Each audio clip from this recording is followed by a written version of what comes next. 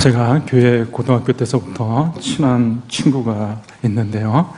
아직도 지금도 다른 교회에서 신앙생활을 잘하는 친구입니다.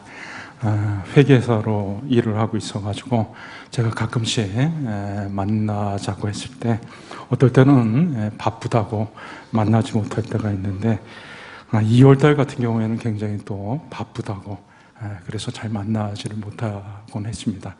2월달에는 어떤 일이 있죠? 회사마다 연말 정산을 한다고 그걸 또 처리해 줘야 되는 일들이 있어서 그 일로 바쁘다는 얘기를 제가 들었습니다. 물질이 있는 곳에, 보물이 있는 곳에 마음이 있다라는 말이 있죠. 회사들마다 어떻게 해서든지 세금을 절세하려고 조금이라도 좀 돈을 더 아끼려고 그렇게 많은 노력들을 합니다. 우리가 생각할 때 우리는 가치 있는 것에는 우리의 마음을 쏟게 돼 있죠. 그런데 마태복음 13장 말씀에 보면 천국 비유를 예수님께서 말씀해 주셨는데 천국에 대해서 여러 가지 비유를 하면서 천국은 밭에 감추인 보화와 같다. 어떤 사람이 밭에서 보화를 발견했는데 돌아가가지고 기쁨으로 자기의 모든 소유를 다 팔아가지고 그래서 그 밭에 보화가 있기 때문에 그 밭을 샀다라는 말입니다. 또 천국은 마치 진주를 구하는 장사와 같다. 그래서 돌아다니다가 아주 값진 진주를 발견하니까 역시 집에 돌아가서 자기의 소유를 다 팔아가지고 그 진주를 샀다. 자기의 소유를 다 팔아서 값을 치르고 샀다라는 것입니다. 천국이라고 하는 것은 우리가 우리의 모든 것을 다 투자해가지고 얻을 만한 가치가 있다라는 것이죠. 여러분, 우리가 천국에만 들어갈 수 있으면 영원히 천국에서 살 수 있다 그러면 우리가 이 땅에 있는 모든 것들을 다 투자해도 아깝지가 않을 것입니다. 그만큼 천국은 가치가 있는 것이죠.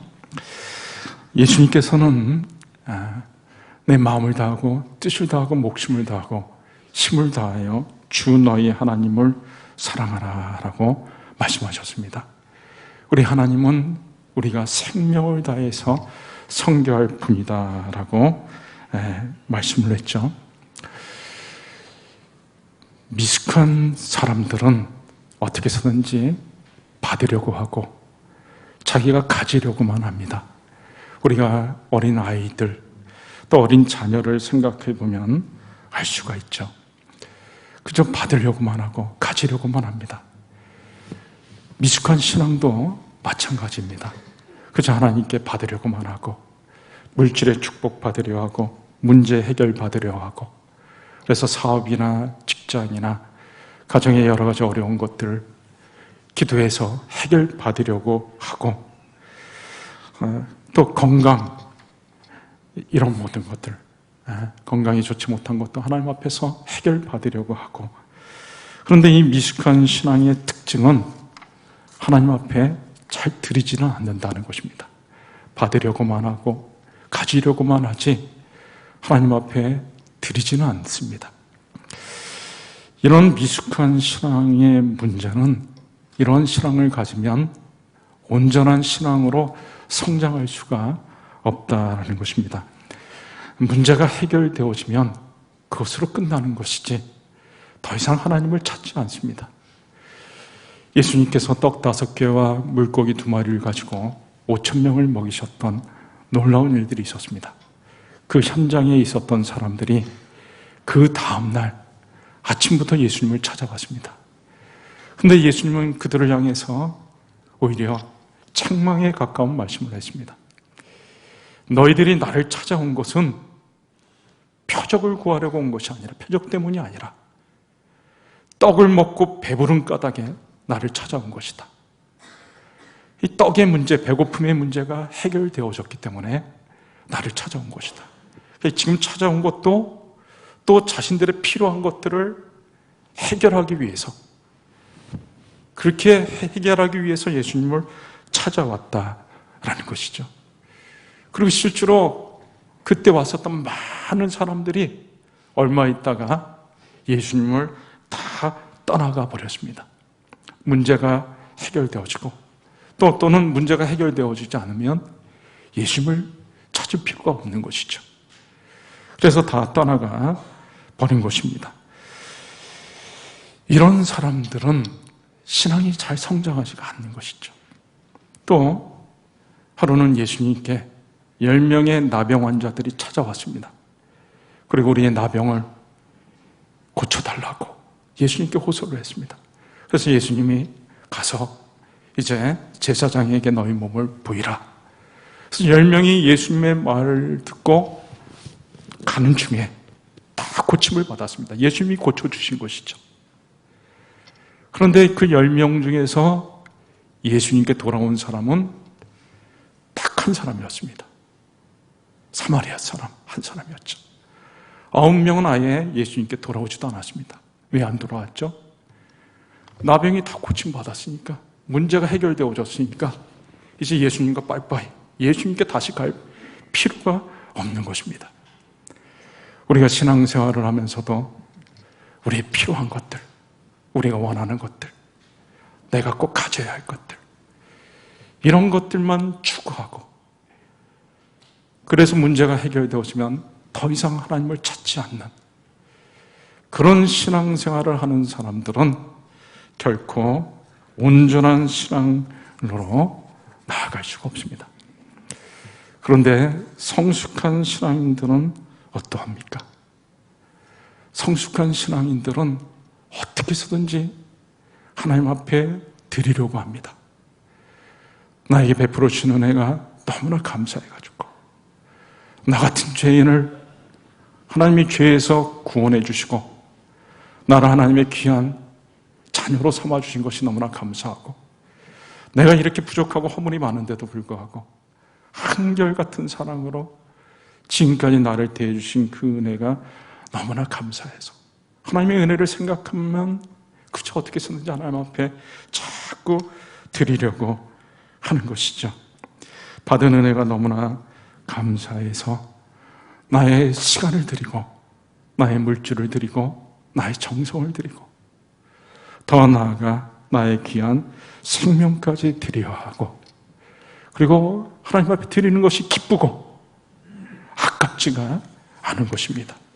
이것이 바로 성숙한 신앙인들의 모습인 것이죠. 여러분, 그런데 우리가 하나님 앞에 드릴 때 하나님 앞에 드리는 것이 사실은 얼마나 축복인지를 모릅니다.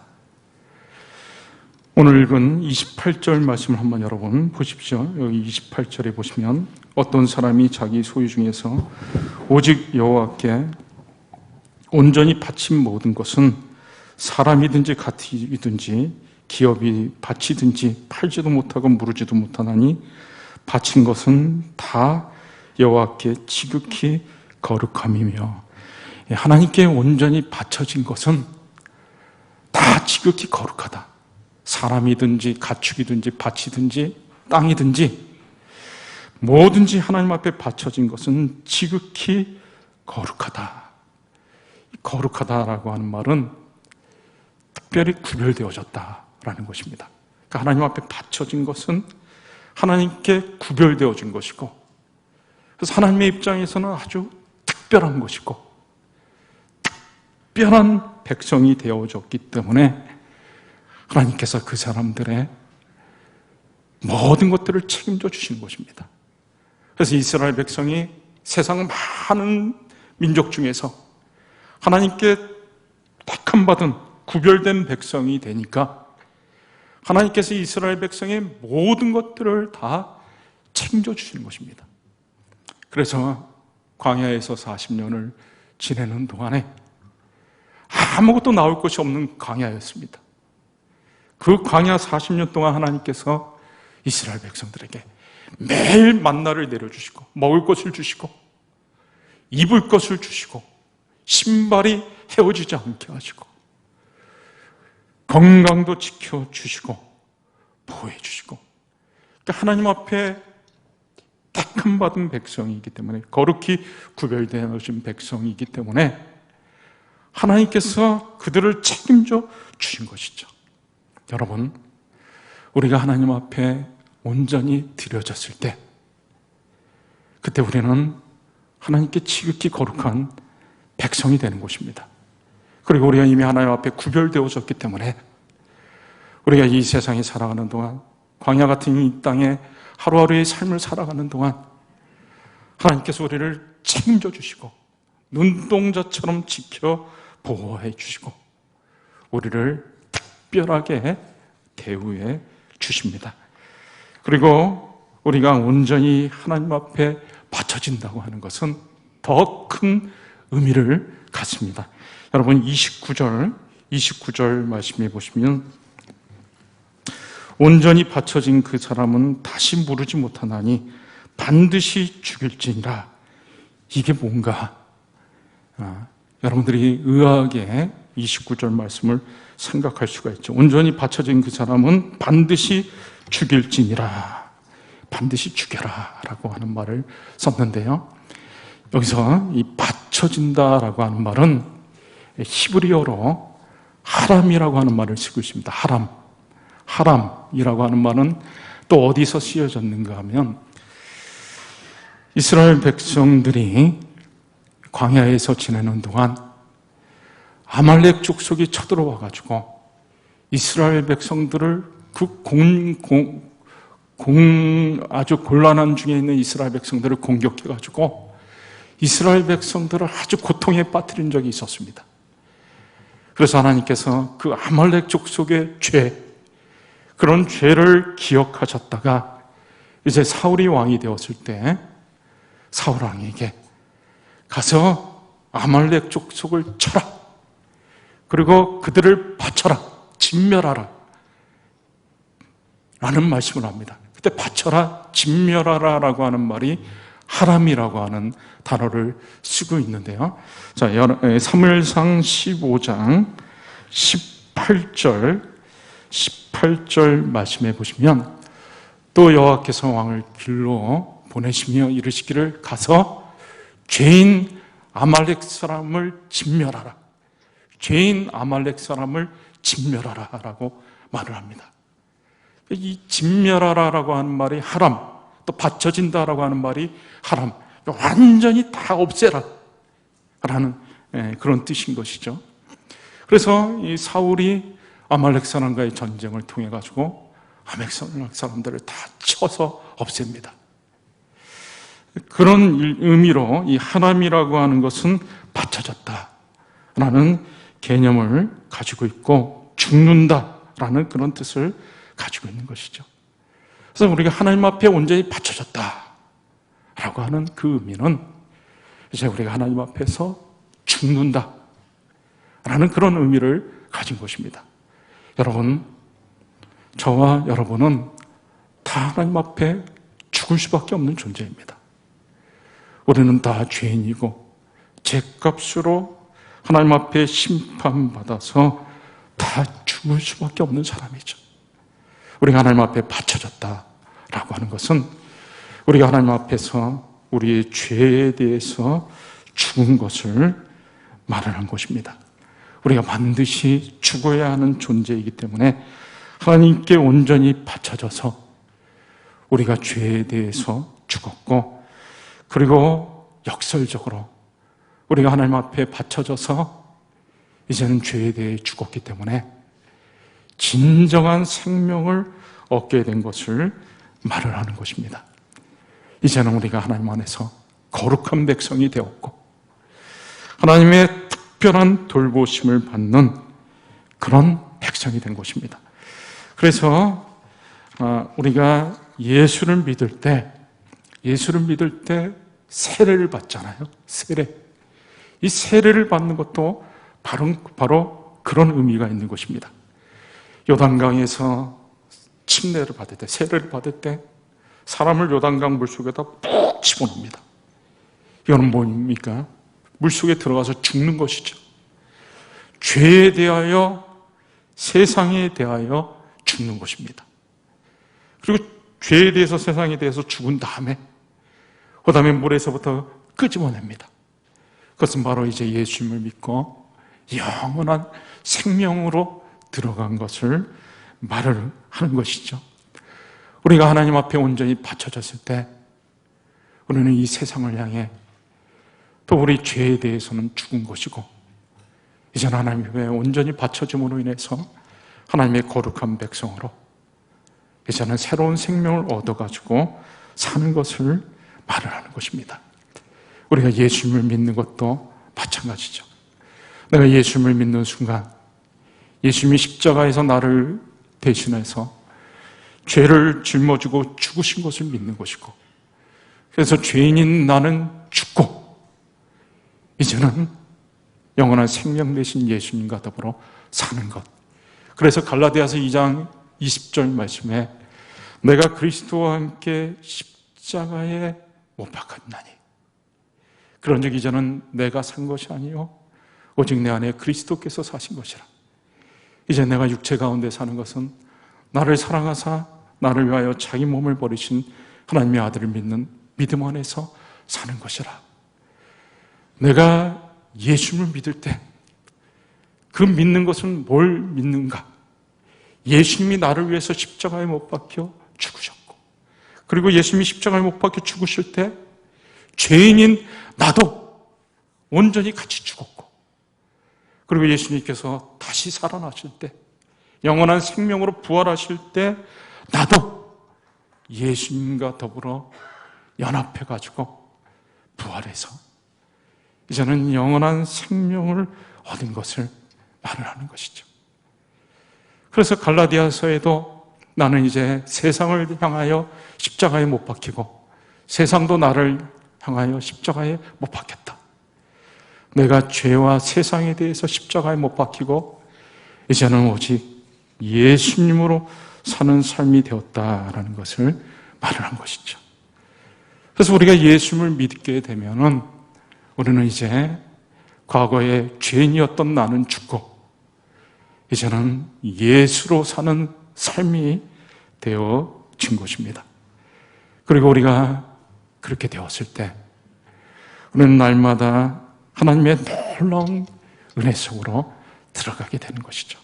여러분, 우리가 이제 예수님과 연합되어졌을 때 우리는 어떤 삶이 우리 삶 속에 일어나는가? 그것은 바로 예수님의 모든 것들을 우리가 누리게 되는 것입니다. 우리가 예수님과 합해졌기 때문에 이제 나는 죽고 예수로 사는 삶이기 때문에 내 안에 예수님이 사시고 예수님이 나와 함께 하시는 가운데 예수님과 연합된 삶을 살기 때문에 이제는 예수님의 모든 것들이 나에게 자연스럽게 흘러 들어오게 되고 내가 그것을 누리면서 살게 되는 것입니다. 예수님의 지혜와 능력이 저와 여러분들의 삶 속에 함께 하여 주십니다. 여러분, 우리가 힘들고 어려울 때마다 하나님 앞에 기도할 때 우리 주님께서 우리에게 지혜를 주시는 것이죠.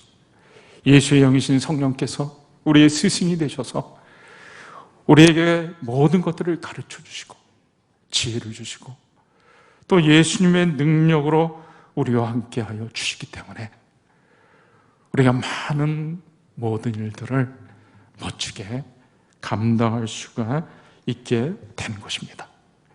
그리고 우리가 예수님과 연합되어졌을 때 우리는 정말 이 세상이 알 수 없는 그런 기쁨을 누리게 됩니다. 예수님께서 제자들에게 요한복음에 보면 이렇게 말씀하십니다. 내 기쁨이 너희 안에 있어 너희의 기쁨이 충만하기를 원하노라. 그 기쁨이라고 하는 것은 이 세상에서 얻는 기쁨이 아닙니다. 그리고 요한복음 17장에도 예수님께서 제자들을 위해서 기도하면서 하나님 앞에 간구합니다.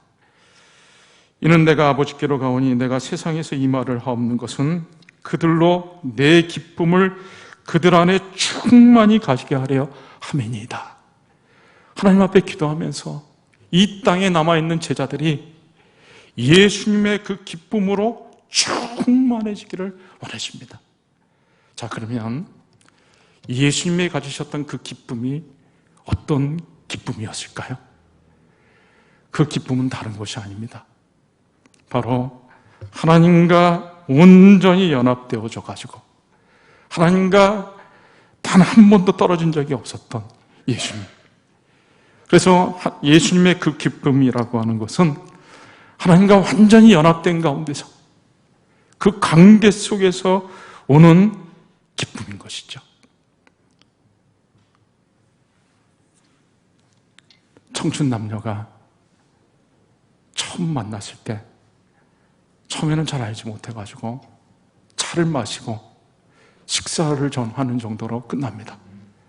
그러나 모임이 계속해서 2번, 3번 이어질 때 점점 매력에 빠지게 되고 그리고 사랑하는 마음이 싹트게 됩니다. 그리고 그 사랑이 점점 깊어지면서 이제는 같이 하고 싶은 마음, 평생을 함께 하고 싶은 마음이 들게 되죠. 그게 깊은 관계 속으로 들어가게 되는 것입니다. 우리가 하나님과의 깊은 관계 속으로 들어가게 될 때 우리는 참으로 놀라운 기쁨을 누리게 되는 것입니다. 찬송가 436장 가사에 보면 나 이제 주님의 새 생명 얻은 몸 옛것은 지나고 새 사람이로다. 그 생명 내 맘에 강같이 흐르고 그 사랑 내게서 해같이 빛난다. 영생을 누리며 주 안에 살리라. 오늘도 내일도 주 함께 살리라. 예수님과 연합되어져서 예수님과 함께하는 하루하루의 삶이 참으로 생명력이 넘치고 기쁨이 넘치는 삶이 되는 것이죠. 주 안에 감추인 새 생명 얻으니 이전에 줬던 것 이제는 값없다. 하늘의 은혜와 평화를 맛보니 찬송과 기도로 주와 함께 살리라. 예수님과 연합되어져서 그 기쁨을 자꾸 누리게 되다 보면 이 세상의 것들이 별로 기쁘지가 않은 거예요.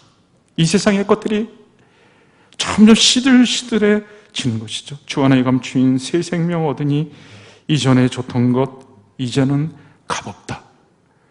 우리 주님이 주시는 그 기쁨과 이 세상에서 얻는 기쁨은 차원이 다르고 비교가 되지 않는 것이죠. 그래서 우리 주님 안에서 그 기쁨을 누리게 되고 주님을 모신 맘 새 하늘이로다. 나 주를 모시고 영원히 살리라. 날마다 섬기며 주 안에 살리라.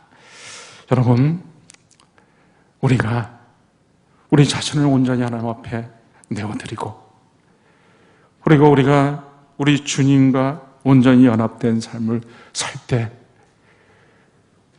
그 기쁨, 그 자유라고 하는 것은 놀라운 것입니다. 근데 많은 분들이 이걸 잘 알지 못하고 이런 얘기를 합니다. 우리가 예수를 잘 믿고 하나님을 잘 섬기면 마치 우리가 큰 헌신을 해야 될 것 같고 고통을 겪어야 할 것 같고 내 이제 기쁘고 자유로운 삶은 다 끝나는 것처럼 그렇게 생각하는 사람들이 있습니다.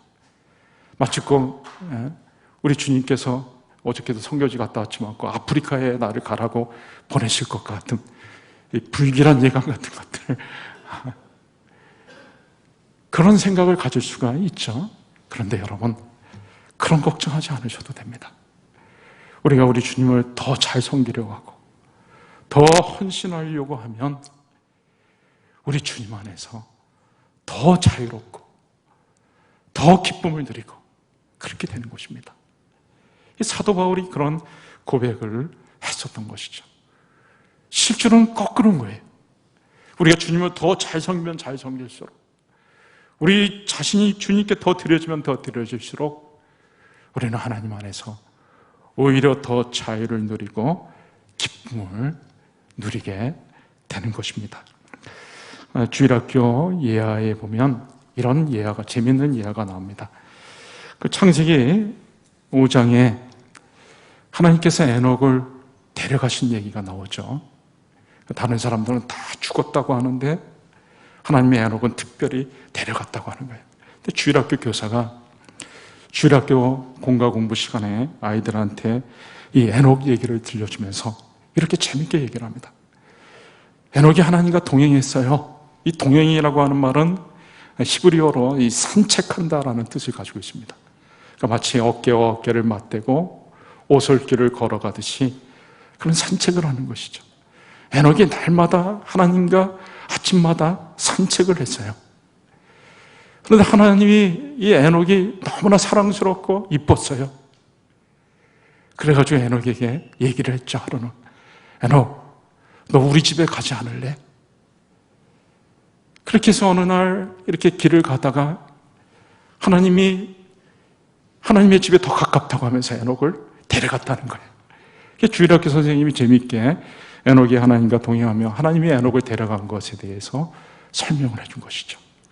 근데 어느 날 제가 가만히 묵상을 해보다가 이건 제 버전, 이건 주일학교 선생님 버전이 아니고 제 버전입니다.